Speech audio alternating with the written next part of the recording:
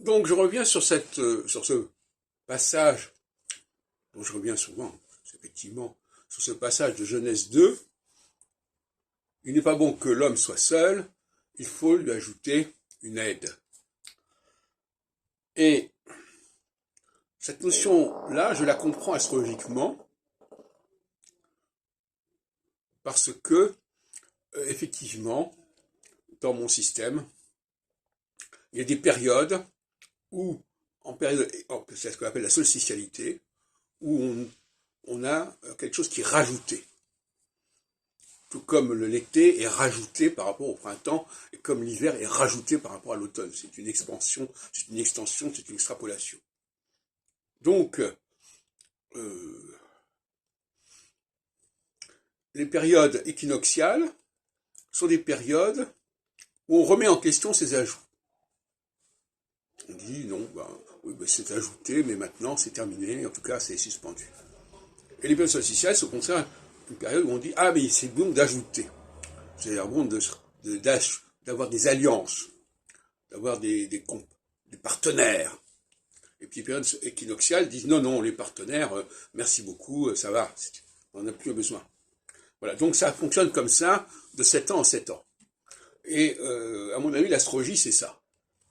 On peut rentrer bien entendu dans le détail de ce qui se produit dans la foulée et par la suite au cours de la période en question, mais le moment clé, c'est un moment qui relève presque de l'anatomie. Hein.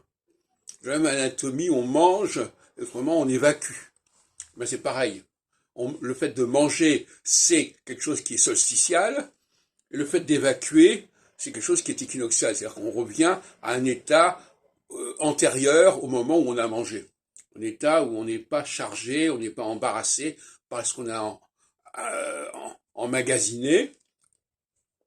Alors le cas de Liz Truss est intéressant, parce que Liz Truss, qui est resté Premier ministre pendant même pas un mois et demi, je crois, je sais pas, plus ou moins, eh bien, ce qui est d'ailleurs un record dans l'histoire de la Grande-Bretagne, ça se produit au moment où, justement, on bascule vers l'équinoxialité.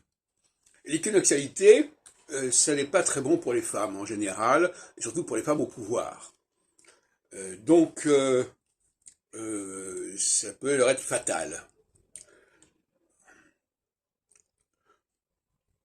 D'une manière ou d'une autre. Voilà, donc finalement, il y a cette espèce de guerre des sexes, si on peut dire, enfin, en tout cas, pour nous résumer, il y a des périodes où on va pouvoir s'ajouter les uns aux autres, et des périodes où on va se démarquer en disant non, non, moi ça m'intéresse plus. Donc ça joue à la fois sur le plan de la relation personnelle, de la vie privée, mais ça joue aussi, bien entendu, sur le plan de la vie publique, etc., professionnelle, politique, etc.